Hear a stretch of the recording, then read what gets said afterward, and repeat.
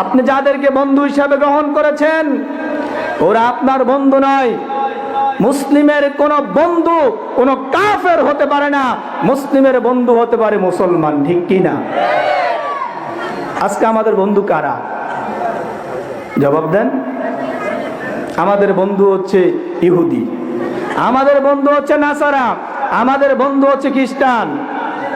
আমাদের বন্ধু হওয়া দরকার ছিল মুসলিম জাতি, কারণ আল্লাহ নবী মুহাম্মদ রাসূলুল্লাহ সাল্লাল্লাহু আলাইহি ওয়াসাল্লাম বললেন, সারা পৃথিবীর সমস্ত মুমিন একটি দেহের নেই।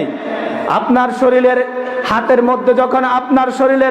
মধ্যে যখন ব্যথা লাগে, তখন যেমনি ভাবে আপনার মাথা অনুভব করে, মাথার মধ্যে ব্যথা লাগলে যেমনি ভাবে আপনার শরীর অনুভব করে, পৃথিবীর যে কোনো রাষ্ট্রে একজন মুসলমানের উপর যখন হামলা হয়, একজন মুসলমানের উপর যখন নির্যাতন হয়, তখন আপনার মুখ দিয়ে একথা আসতে পারে না।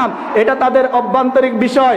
এটা হচ্ছে পৃথিবীর যে কোনো দেশের মধ্যে মুসলিম থাকবে, এটা মুসলিমের ভিতরে যদি অন্তরের ভিতরে যদি আগুন না জ্বলে, তাহলে বুঝতে হবে তার ভিতরে ঈমান নাই।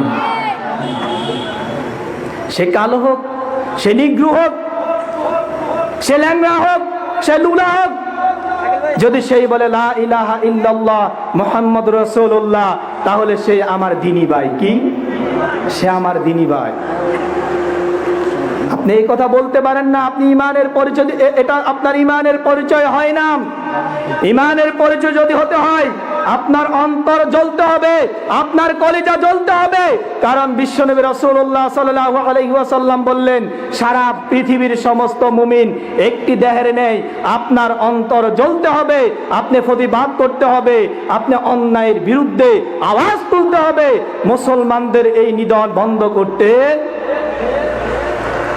আজকে দেখেন 800 বছর ভারত শাসন করেছে কারা? মুসলিম।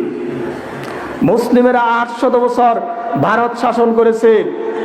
মাত্র কয়েক বছর শাসনের মধ্যে হিন্দুরা আসার পরে মুসলমানদেরকে যেভাবে নির্যাতন করা হয়েছে, যেভাবে অত্যাচার করা হয়েছে, মুসলিমেরা যদি হিংস্র জাতি হতো, মুসলিমেরা যদি সন্ত্রাসী হতো, তাহলে ভারতে একজন হিন্দু থাকতো। আজকে কি বোঝা যায়? ইসলামের ইতিহাস করে দেখুন, মুসলিম জাতি যে উদারতা অন্য অন্য জাতিদের প্রতি দেখিয়েছেন, পৃথিবীর কোন রাষ্ট্র, পৃথিবীর কোন ধর্ম এরকম উদারতা দেখাতে পারে?